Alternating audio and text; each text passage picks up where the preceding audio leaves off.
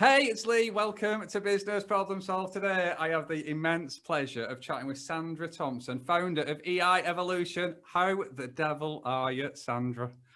I am brilliant. Thank you so much for asking. And if you could see it, I'll be doing a little dance because it's that kind of approaching the midweek. We got through a certain amount this week and it's coming up to a few days off. Yes, amazing. One thing I found though, actually, just before we talk about your story, the sun's started to shine now. Does this mean that you're out in the garden with a glass of vino during the day? It doesn't mean that. It means that I've been probably out for a walk and it's really warm in here. So these cheeky little red cheeks that you can see going on is in actual fact, if I open the door too wide, probably someone will start cutting their lawn. Yeah, no, amazing. So this might, because it's warm in here as well, because it might automatically, when I walk into the office, the first thing I do is push the, we've got the meters on the wall, I push the button for the on, and I forgot to turn it off before, so I'm boiling in here as well. So this might be the first podcast that finishes naked. Woo! You're in for a treat. Yeah. So anyway, enough about me.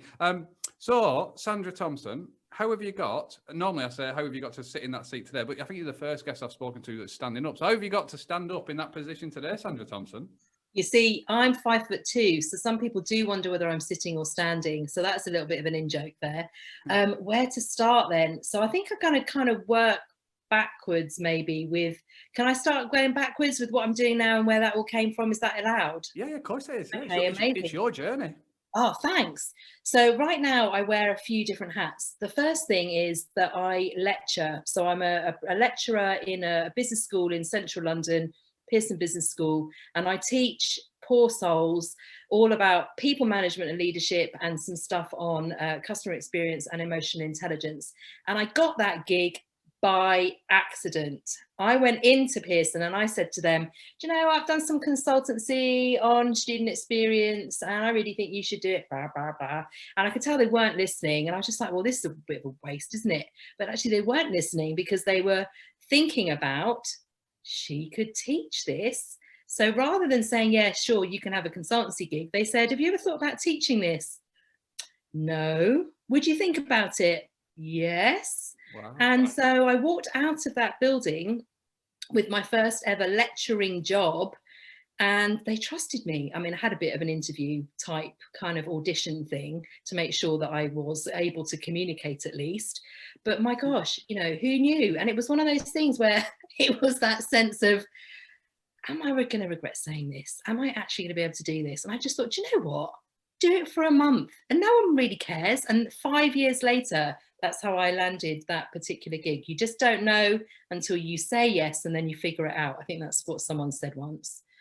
That's one hat. Another hat is I run a consultancy. So that EI Evolution, that's the blend of emotional intelligence and customer experience.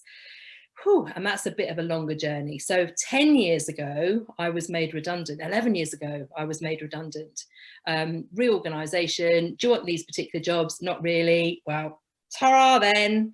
And, you know, that whole, oh my gosh, what am I going to do? And then you think, do you know what? Now is the time to get on with it. And very fortunately, I had some really kind people who put me in touch with a number of opportunities that came up. And luckily, I landed a gig within the first week of me not having any work, which then started my business.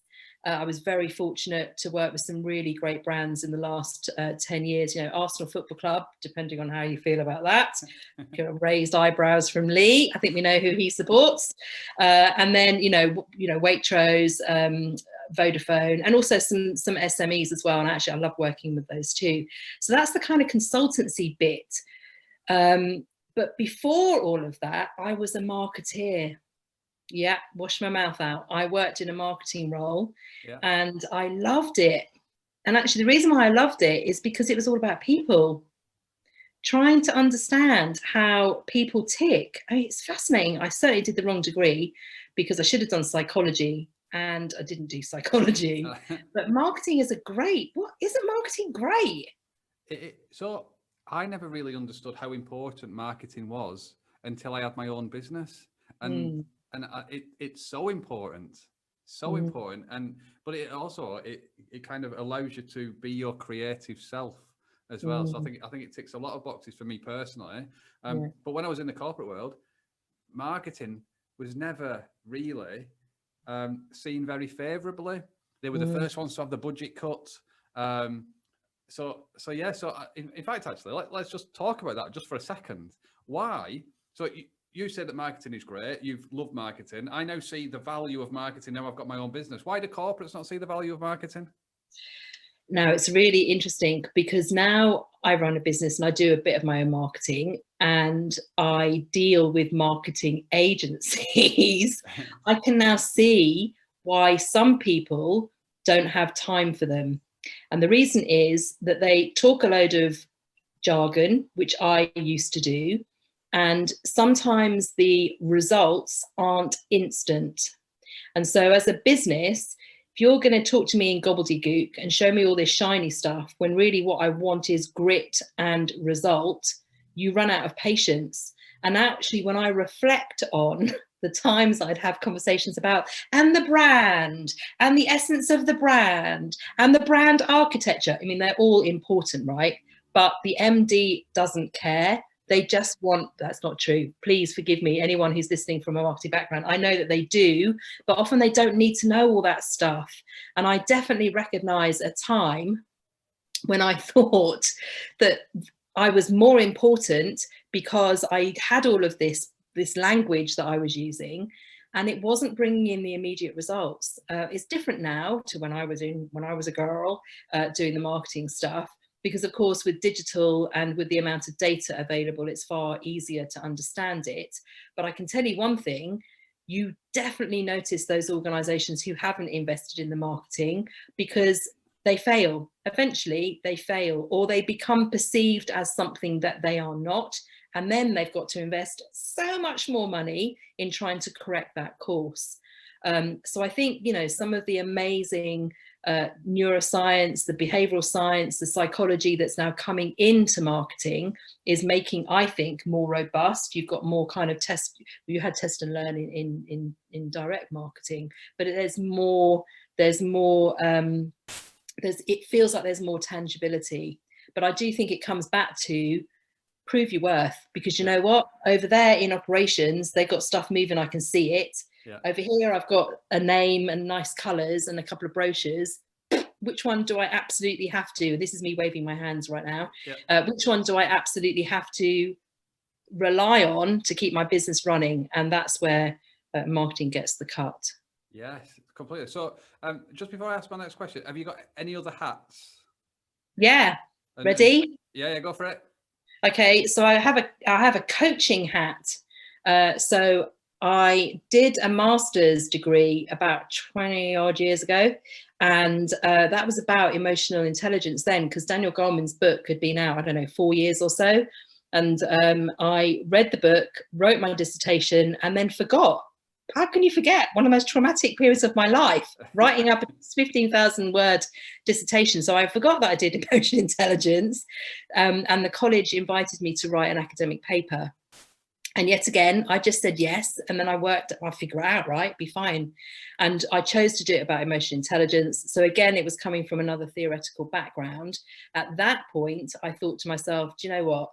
You know all the chat, but are you really understanding the practical implications? All these people are saying that EI rocks and you can be healthier and calmer and happier and wealthier and blah, blah, blah, blah, blah, with this thing. Go and do it.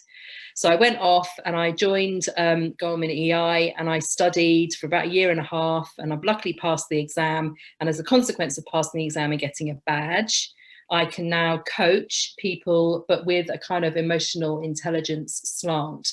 So what we got a coach, teacher, consultant. I think that's it. Oh, an auntie. I'm an auntie and a godmum, and that is a big hat.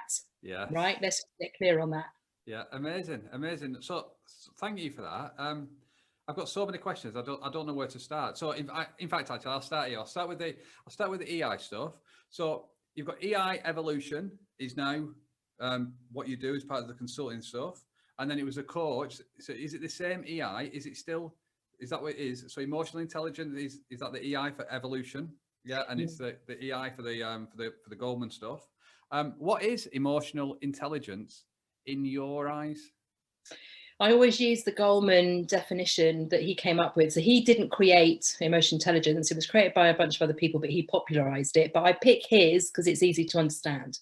Yeah. So it's basically the ability to understand, to recognize and understand the emotions in yourself so that you can develop your relationships and have a kind of just better life. But it all comes down to how you recognize and understand the emotions in you so that you can recognize and understand the emotions in others. Now, the thing is, we're walking around like chemistry labs. We've got emotions going on all of the time. And very often people don't, or rather they underestimate, let me say that, they underestimate the power of emotion. Yeah. And actually just earlier today, I was running a workshop to invite people to consider that no emotion is good or bad. It's the meaning that you attach to it. You know that, you're nodding your head furiously. And I think that's the amazing thing about this emotional intelligence thing. I think that's why people need to know it's this thing and not empathy. Yeah. And it can be really good for you. Yeah. So, and I think one of the misconceptions about EI is it's about how well you can read other people. And I think what you've just beautifully articulated there is that actually it starts with understanding yourself first. Yeah. Is that something that you find that actually that people believe that it's about understanding emotions in other people? I'll stop there. I'll ask that as one question before I ask a second additional question on top of that. I think it's true. And I actually think that the area that I work in, so I work in employee experience and customer experience, mostly in my consultancy. And I think a lot of people think it's a magic wand. It's a bit like, if I shake this now, I'm going to know what the emotions of my customers are going to be when they turn up. I'm going to know what the emotion is when I do this thing along their journey. It's not going to happen. So I think that people do expect to predict the type of emotions that come up in people. And actually that's nonsense. Yeah, completely. So you've just mentioned it there as well, actually, because I was going to go on to the thing around marketing and operations. Customer experience started in marketing, I believe, but now it's kind of moving over to operations. And so I guess actually, I'll take it a step back. So I've got this BEST model. It's the acronym, not my belief of it. So the T stands for targets, and I think historically consultants have gone into businesses to try to improve a particular measure, a particular target, and stuff like that. Then there was this big movement in customer satisfaction. So, and then people said if you improve your satisfaction, which is the S part of the BEST model, then it'll improve your targets. Then a few years later, people became a bit cuddly and feely and touchy, and employee engagement was the thing after that. And then they said, oh, look after your people, improves your customer satisfaction, which will then naturally fit to your business targets. And then I've got the B thing at the bottom, which is leadership behavior. So leadership behaviors drive employee engagements that drive, or not just necessarily leadership behaviors, but all behavior drives employee engagement, that drives customer satisfaction, and then business targets. So that's my little BEST model. And I'm in the process of trying to prove and disprove it and have conversations on whether people believe it or don't believe it. But first question is, marketing is where customer experience appeared to start, and then it moved over to, or it's moving over to operations. But customer experience has got not the most positive of reputations in terms of bottom line figures and results. Is that because of where it came from, in your view, or is it because of how it's applied, or what is it? It's interesting because, there are two schools of thought. First thing, that customer experience came from customer service rather than from marketing. But interestingly, I came from marketing into customer experience. So it's not unusual for people's roles to come from marketing, because that fascination with people, into CX. Yeah. Its reputation comes down to a couple of things. The first thing is that, and this is what my TEDx actually is about, which basically says, we are obsessed with programs and projects and processes and we forget to win the hearts and minds of people. Yeah. So change management, I don't care who you talk to, the fact is that if something is done to you, no vote. If you are involved and you are believing and you are willing, brilliant. So I think that the issue that we have had is that the types of things we've tried to do have been too big. They take too long. People get bored. So luckily the approach now that in customer experience work, there are more, not everyone, but there is more kind of agile sprints. Thank God for agile. Getting little bits and pieces done to prove, oh, do you know, that stuff is actually quite good. Saved us a bit of money over here. Rather than trying to do the 5-year transformation program where financial directors roll their eyes and just think, bring on the next presenter. Yeah. So I think number one, breaking it down. Number two, it's the hearts and minds. It's getting under the skin of what is going on for people. And that, I think, is the reason why I've decided to focus on emotional intelligence within customer experience, because it's my firm belief that things fail because people aren't feeling it, right? They're feeling a resistance, a dislike, a stubbornness because they're not being involved in the right way. Yeah. So my favorite, in fact, it's my only Maya Angelou quote that I know, but it's one of my favorite quotes overall. I think she says, people will forget what you did. People will forget what you did. People forget what you said, but people will never forget how you made them feel. And I think that's so important. And if I was to ask you what your oldest childhood memory is, then you'll be able to recall, you'll be able to recall a memory from a point in time. But if I was to ask you what did you have for your lunch 3 weeks ago on Tuesday, it's a lot more difficult because the brain remembers things in pictures and emotions. And if you get those two things together, then it allows you to recall those things. You know, if you asked me that question when I was 14, I would have been able to say to you, it was a peach Melba yogurt, sandwich bread sandwiches on white bread, salt and vinegar crisps, and a can of Coke. So there you go. Yeah. So why at 14 and not now? Because I used to get, I mean, I can't, my poor mum, she used to give me a packed lunch. But when I saw sandwich bread in the shop recently, I was taken back all those years to that horrific moment where, oh, you got sandwich bread again? Yes, I've got sandwich. You can make your own, you know, at the age of 14. Yes, I could. But let's face it, there's more time to do other stuff than make my sandwiches. Sorry, we slightly digress. Yeah, but the fact is that, you know, that point around what people remember, we know it from behavioral science. We know behavioral science tells us that extremes of emotion create the memory. And yet organizations continue to allow those issues, those complaints, to make it difficult to complain, to make it awkward, to make it embarrassing, shameful to complain. And they don't create those moments where people remember. And here's the thing, you don't have to delight your customers at all. You just have to create memorable experiences. And that could be as thoughtful as saying, Lee, I noticed that we took a couple of extra days to get you that thing. So here's another thing, because we know you really love this thing. We're going to give that to you because we know what you like. Yeah. Blown away. And that's where, again, sorry to harp on, but emotional intelligence comes in. Because if you've got an agent or a member of staff who actually cares and is listening properly and can tell from your voice that the thing that excites you more than anything is this thing, they're going to remember it. And then they're going to do something about it when the opportunity arises. And that's all it takes. I love that. How do you get people to do that though? So how do you get people to buy in to that concept? Two things. First of all, you need to ensure that people have the ability to listen properly. And, you know, we take listening for granted, don't we?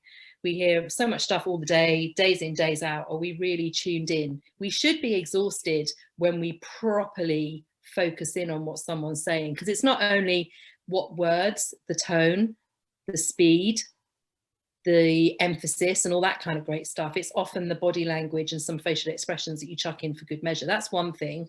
But the second thing, and this is the thing, if organizations don't allow people to use those skills, it's never going to show up. So while you might have someone who's highly skilled in emotional intelligence, if policies, procedures, their manager, their leader, the systems don't allow them to do that one thing that's really helpful, they just won't do it, or they'll leave and they'll go and work for your competitor, and they'll do that thing for their competitor, and then they'll make a shed load of money for that competitor. I mean, there are some glorious stories of people who went, you know, that saying, they go the extra mile. That's all it needs. Do you allow your people to do that? I mean, luckily in call centers, things like average handling times, they're not as common these days. They still do exist. But imagine if you actually had someone's attention, you didn't have to repeat yourself, and that person brought back something that you said earlier in the conversation. But how often does it happen? It doesn't. No, very often. Completely agree with you. And I'm writing an article at the minute, actually, about coaching, the difference between leading with questions and leading questions. And I think what a lot of people do is they believe they are coaching, or but they with leading questions, but not leading with questions. Yeah. And I think there's a difference within that. And I think when you're answering the phone, it's not about leading questions to navigate you to the end of the process. It's about leading with questions to understand and exactly like you've just said, actually, it's about giving them the opportunity and then having just a two-way conversation rather than sticking to the process through it as well.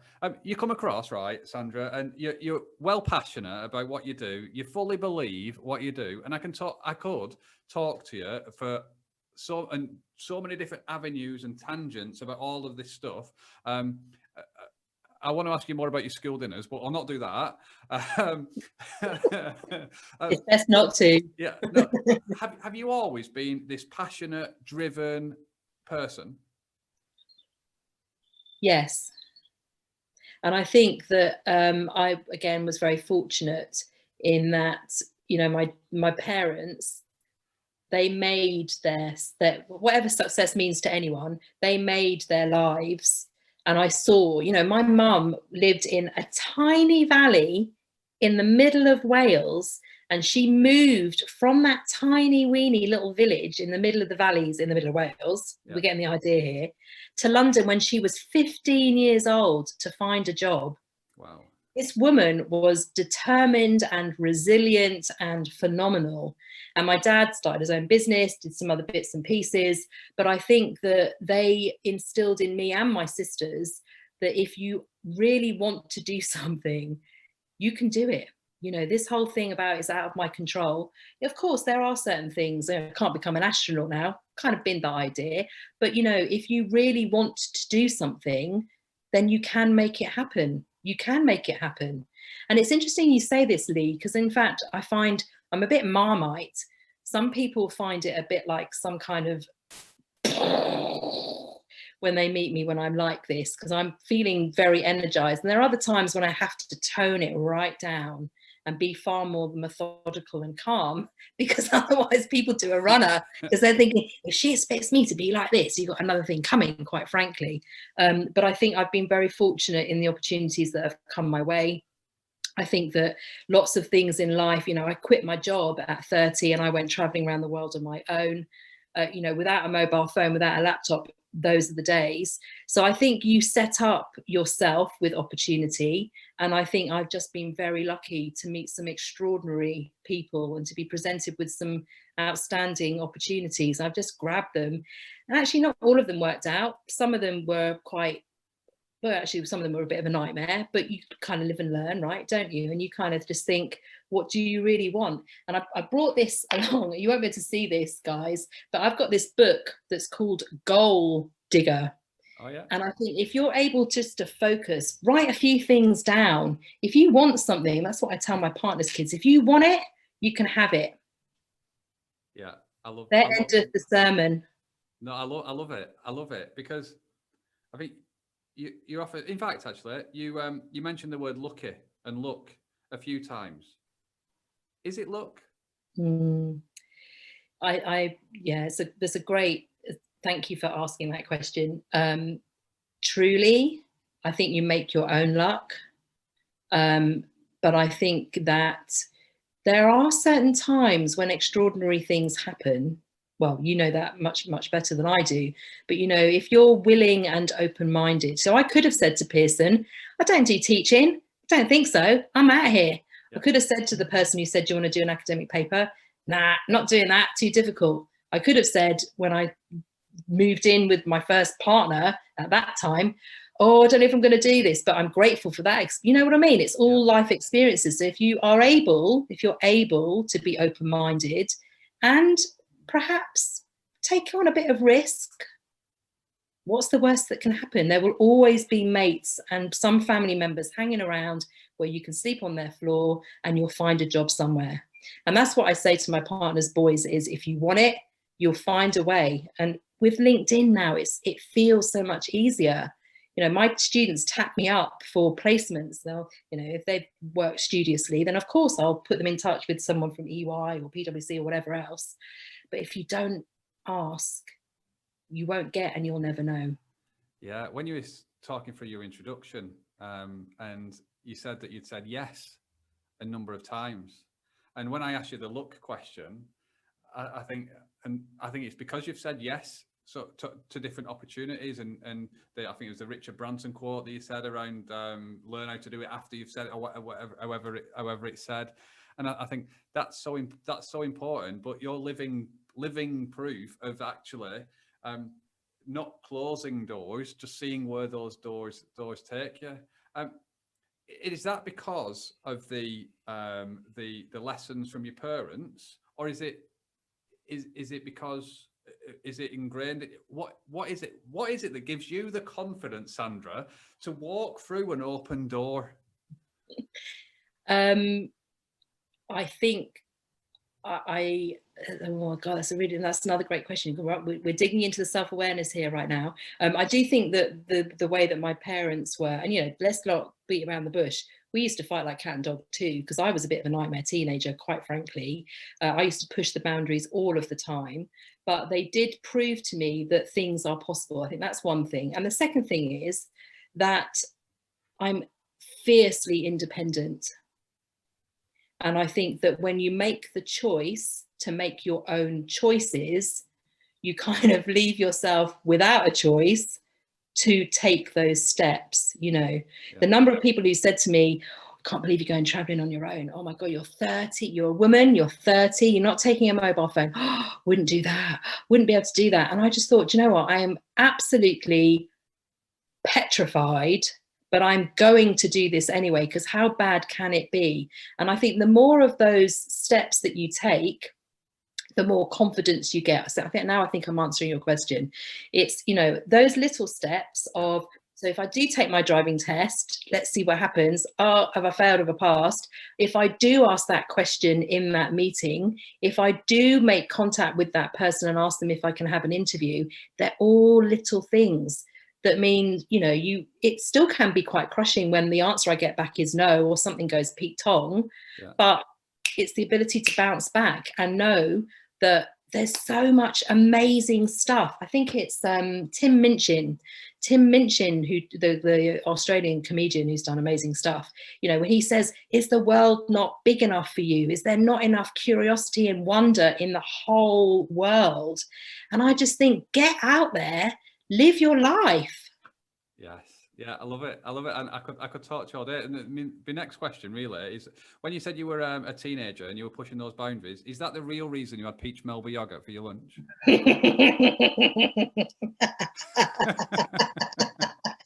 Oh, you just made it all connect now, Lee. You just made it. No, I tell you, it's not the peach Melba yogurt. It's the sandwich bread, without a shadow of a doubt. Because you know what? When you eat that as an adult, you realize how much vinegar is in it and how you actually do not want to eat it ever again in your life.